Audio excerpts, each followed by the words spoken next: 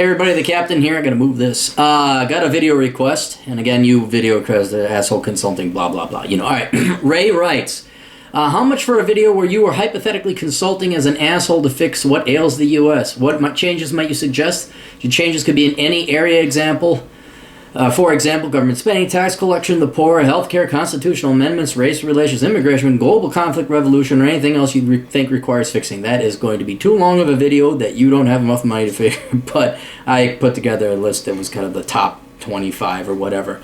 I'm curious to know the hard truths that needs to be done and what should be done. Being the author of Enjoy the Decline and being an asshole who can speak freely, you should have interesting insights on what it would take to reverse the seemingly inevitable. Well, it won't reverse, let's just put it that way. But magical Clarey land, where everything's all very Clarey, women would lose weight and we'd all have hot chicks in heels and thigh highs walking around in lingerie. No, just kidding. Actually, it would be like that. It would be a different world, very, very much so. I don't know if the women would like it too much. Anyway, here's what I would do in a more serious manner, and this is assuming that, you know, as a consultant, I'd recommend it so they can even be off the wall or completely impractical. Or impossible. They're practical, but they're completely impossible. I'd eliminate all taxes and we consolidate it into one sales tax.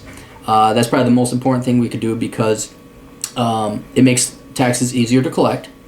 You'd get rid of the IRS. They would be more of an enforcement agency on companies that are required to collect the taxes. Just like you have sales tax, you know, Walmart's got a sales tax, so that takes it away from the individual and it gives it to the companies or people doing business. You don't have to fill out a tax return. Your own private life is your own private life. None of anybody's fucking business. And it'd be one same rate. And that way everybody pays the same rate. And no, that's not regressive. You're paying the exact same percentage. So when, you know, Thaddeus McStevenson III buys his yacht, he's paying a lot more in taxes than you are when you go buy your fucking Walmart jeans or whatever. So gives you an incentive to get out of the poorer classes and work a little bit harder, but, you know, dwell in pig filth if you want. This is assuming it was more of a meritocracy and you had the opportunity to get out of being pig filth. The other thing that's very important about the national sales tax rate is that, I mean, it could be adjusted. People could vote in whatever socialist ideas they want, but you'd see the immediate cost. You're allowed to determine the effective and immediate accurate price of government. So right now, tell me what the price of government is. None of you know. And it's different for different people because they have different rates and different things and all that other stuff. We're getting rid of all the taxes and there's just one fucking tax. And that's great because it allows you to say, hey, government costs me 27% of what I'm spending. Government costs me 15%. And then if you say, well, let's just pay for all the children's health care, and then your tax rate goes from 17% to 27%, you're like, oh, whoa, is it really worth paying 10% of my salary, even though I don't have kids, to some people that can't stop breeding? So that's the one thing that would scare all the politicians, is if people were actually able to figure out what the effect, you know, you look at a Big Mac, what's a Big Mac? Well, it's $3 and change. You can judge, is that worth it or not? With this, you could say, hey, is it worth 35% of my income to pay for everything that everybody wants? And then you can make a more educated and effective decision. So that. I would eliminate regulations, kind of akin to the Justinian laws of simplification. Look it up. I'd probably even dismantle the EPA and all that. And what I would do is replace it with the private sector, you know, organic fair trade, you know, it's certified fair trade, certified organic trade, ISO 9000. There are already private sector institutions in existence to say, hey, this has been certified.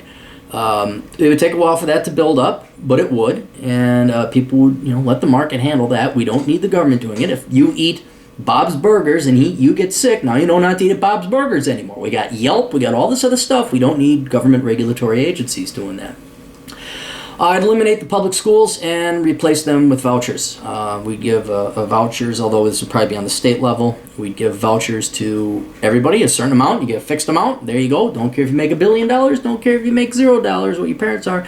You are going to get X amount. That's it. And that money goes to education. You try and get into the best school you possibly can. Again, Yelp will do that wonderfully. And if your kids are too stupid or you're too damn of a lazy parent, too fucking bad for you. Too fucking bad. Ain't our fucking problem. So we're out of it. Government's out of the education industry. We're not doing indoctrination. It was never in the education industry. It was just indoctrination. I would immediately launch an investigation of the higher costs of higher education. And I would recommend finding some way to get them on fraud charges, something like how we got Al Capone. Get these higher education motherfuckers and get their criminal asses in jail. I would eliminate the student loan program, get the federal government out of that, and I'd eliminate all federal funding or state funding to the education industry, period. Higher ed, lower ed, whatever ed, government's out. I would also, everyone on the left, everyone's on the left, so I'll accept, okay, all right, calm down, you can all jerk off to this, right? I'd hunt down the bankers and put them in jail, and some of them I'd even feel good, but you can't, I don't think there's any legal case for this, but I'd love to shoot them, just love to fucking line them up and shoot them, but we can't do it because it's illegal, and it is moral, but it's not illegal. Wait, it's moral, but it's not legal, that's what it's saying. Lobbyists, same thing. There would be no lobbyists, I would say. I don't care what the Supreme Court says. You find a way to get big special interests of any kind out of fucking government. No, that's it. Akin to that, the only way you could communicate with your representatives in government is by handwritten letter. There is no mass email campaign. You have to write a handwritten letter that's verified to your address, so that they know it's sincere, and then you know what's going to be real or what's a letter writing campaign, and then they get a better pulse on the opinion and desires of America and Americans. I would endorse, and I'm not being politically incorrect, you can look this up because this has already been set as precedent. I would immediately start Operation Wetback 2. There was an Operation Wetback 1, which was to get all the migrant labor, primarily from Mexico under the Eisenhower administration during World War II, and get them back to Mexico. However, this would not be focused on our Latino brothers and sisters. It would be focused on everybody who's in this country illegally. We're getting you motherfuckers out of here ASAP, and if it has to come to putting a gun to your head, we'll do it because it's an invasion. I would mandate a voter ID law on every county, state, national election. I put a constitutional amendment that the public sector combined, state, local, federal, and any kind of intra-government thing, would consume no more than 20% of GDP. I move as much social charitable spending to the lower levels of government, to the local and the state levels. Limited affirmative action. We ban property taxes because we have the sales tax, but I want to ban property taxes, and specifically on a constitutional amendment, because you should be able to own your own property and not fucking perpetually rent it from your local fucking government. Eliminate Social Security, Medicare, Medicaid. For voting, I'd require that everyone serves 2 years in the military. If you wish to vote, fresh out of high school, you do not get to go to college until you do those 2 years of service. That'd be, and everyone would have, this gotta be like the Switzerland system where everyone would be on call. You'd be, oh, I hate you, draft, yeah, fuck you want to live here, we're gonna have to protect the country. And then, that is only to qualify to vote. If you want to vote, you would then need to own property. You would have to be a property owner. I would put landmines all along the U.S. border with Mexico. That should end that problem quite quickly. And then put couple tanks on the other side, some snipers, and then try it. I'd legalize all drugs. I'd legalize all prostitution. I would track down all previous politicians. We'd investigate each and every one of them. We'd find out if they made any money through bribery, through political donations, through any kind of hanky-panky, immoral, illegal activities. And if found out to be guilty, we would confiscate all their assets, and we use it to pay down the national debt. We would sell their assets to, I don't know, the Chinese or somebody, but it would be a long process, but we'd hunt them down, we'd take their assets, and that's how we'd pay down the national debt. It would be a balanced budget amendment. I'd call all the troops from all the foreign bases so that we can deal with the problems here in the United States. And then people kind of ask, well, what would you do like in hot spots if we're ever attacked? It'd be very simple. We're not going to mess with anybody. We're not going to mess with anyone.